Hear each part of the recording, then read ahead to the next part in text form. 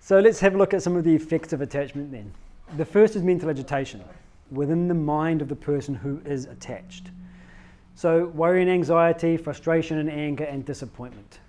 When you're attached to your car, okay, you've got a brand new vehicle, how do you drive it?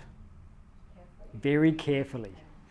Because you're worried that one stone flicking up off the freeway might scratch a little bit of paint. You've got the same vehicle, but it's a rental. How do you drive it? You drive it like it's stolen, right? You have so much fun in that vehicle, but when it comes to your own car, there's worry about what it might happen to it. Anxiety, because I'm attached to the vehicle. Same thing with the child. Because of my attachment, what will happen to the child? Now, that doesn't mean that there should not be, again, that duty of care for the child's well-being. But the duty of care for the child's well-being is very different from worrying about the child's well-being.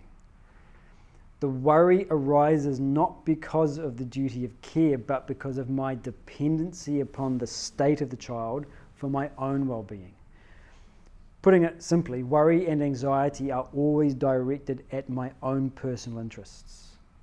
I'm never worried about what will happen to somebody that I don't have an interest in. I'm only worried about my own interests. Frustration, anger, and disappointment. So if I'm attached to the child, what that means is that I will have a whole host of expectations. I am dependent upon my child functioning a certain way, being polite in polite company, doing well at school, being progressive at the university, getting a good job, being nicely settled, fitting in, not being an embarrassment to me. I have a whole host of expectations that my child should live up to, and when they don't live up to them, my reaction is to be frustrated, angry, and disappointed. So when we are attached, it means that we are projecting our demands onto the other person. And again, we want to be clear, we don't do this consciously. Sometimes we do.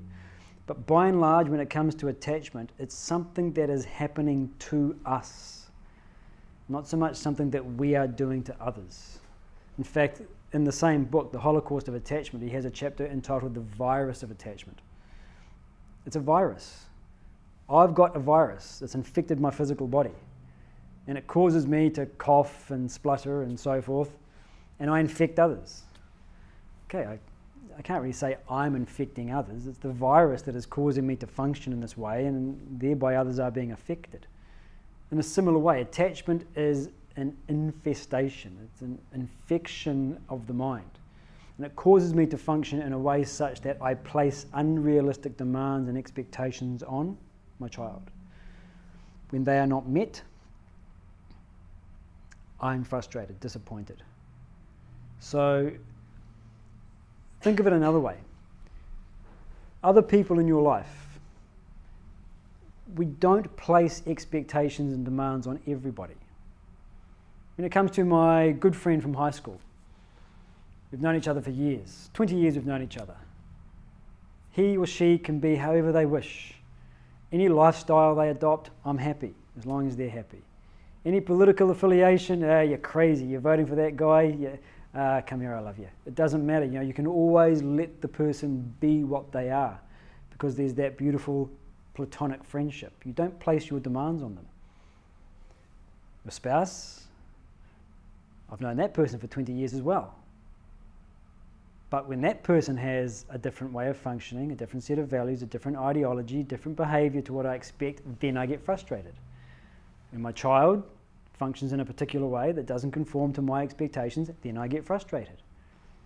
Why am I not frustrated when my friend functions that way, but I am when it comes to my spouse and my children? Attachment. I have a dependency upon my child to be a particular way. And when they are not, I'm frustrated. I've got no such dependency with my friend. She can be what she likes. All power to her.